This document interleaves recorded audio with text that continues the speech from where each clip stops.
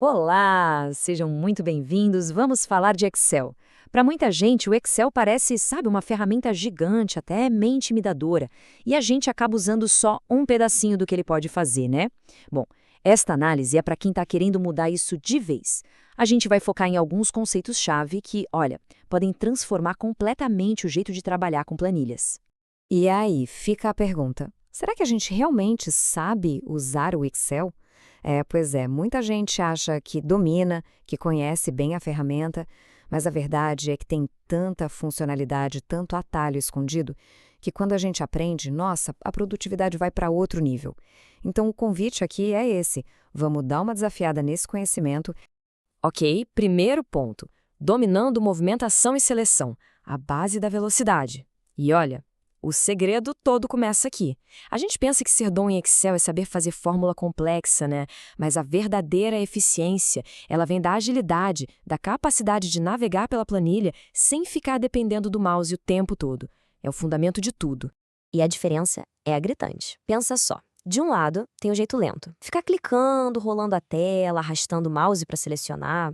Uma canseira. Do outro, o jeito rápido. É quase como se teletransportar pelos dados usando só o teclado. Com os atalhos certos, dá para pular milhares de linhas em um piscar de olhos. Essa guerra de tira a mão do teclado, pega o mouse, volta pro teclado, isso não só gasta um tempo precioso, como no fim do dia pode até dar dor, né? Então, vamos à prática. A essência está toda aqui, em duas combinações. Primeiro, para pular.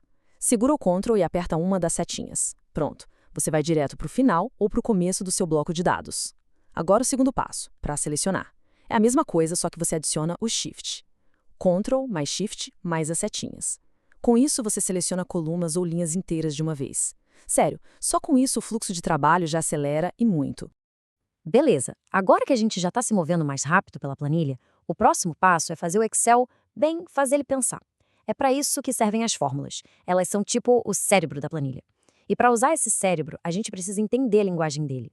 E se tem uma regra, a regra de ouro é esta.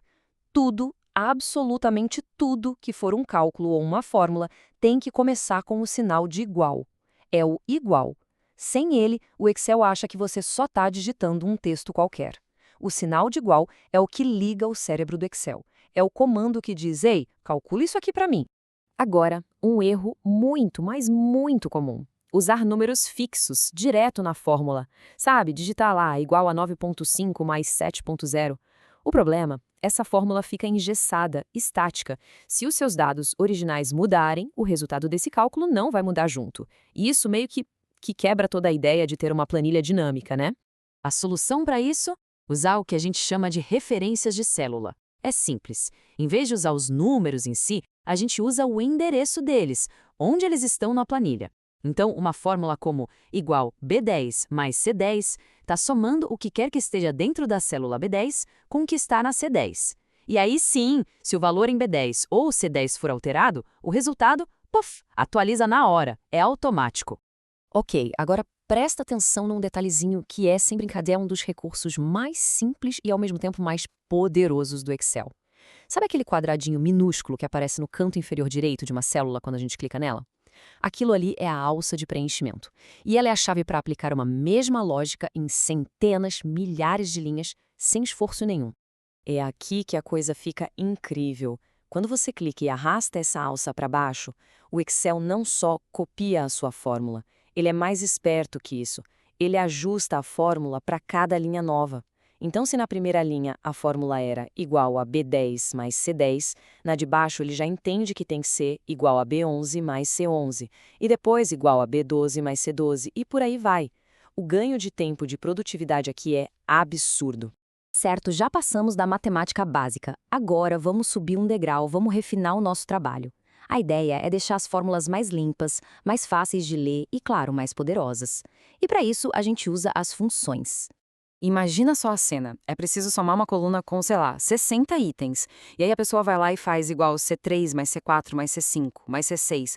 Nossa, que loucura, né? É um trabalho manual, super cansativo, e a chance de dar um erro, de esquecer uma célula no meio do caminho, é gigante.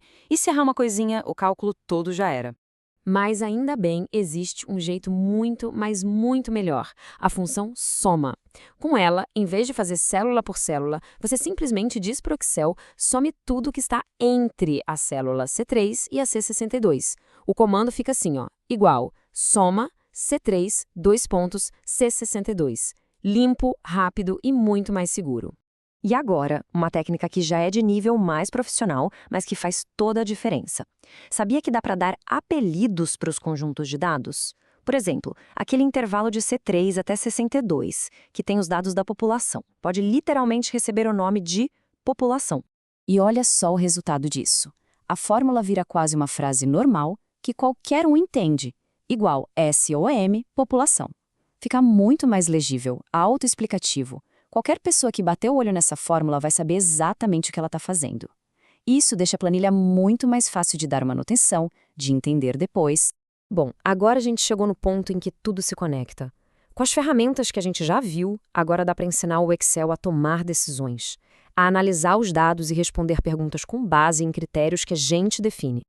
Então, vamos a um desafio prático. Como a gente faria para somar a população só do estado de São Paulo? A função soma que a gente viu não serve para isso, né? Ela soma tudo sem distinção. Para filtrar e somar só o que interessa, a gente precisa de uma função mais inteligente, uma função que entenda uma condição. E a resposta para isso é a função soma-C. Ela funciona com base em 3 ingredientes bem simples. Primeiro, o intervalo.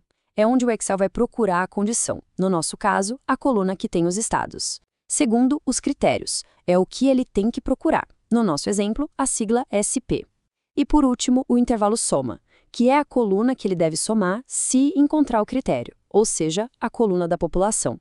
E olha que legal, juntando tudo que a gente aprendeu, o comando final fica assim, igual a soma C, estado, SP, população. A gente está usando uma função, soma C, com aqueles nossos intervalos nomeados estado e população, para aplicar uma lógica. O resultado é uma fórmula que é limpa, poderosa e que responde a uma pergunta bem específica. Enfim, chegamos na parte final, a planilha, as perguntas, a jornada para o domínio da ferramenta. Vamos só dar uma olhada rápida no caminho que a gente percorreu? A gente saiu da navegação básica e chegou na construção de análises bem mais complexas e inteligentes. No fundo, são 4 pilares que realmente transformam o jeito de usar o Excel. Primeiro, agilidade para se mover, usando os atalhos. Segundo, construir fórmulas espertas, que se atualizam sozinhas com as referências de célula. Terceiro, usar funções e nomes para deixar tudo mais simples e claro. E por último, aplicar a lógica para fazer o Excel responder perguntas e analisar os dados de verdade. E é com essa reflexão que a gente fecha. Porque no final das contas, ser mestre no Excel não é só sobre saber usar as ferramentas. É sobre saber que perguntas fazer para elas.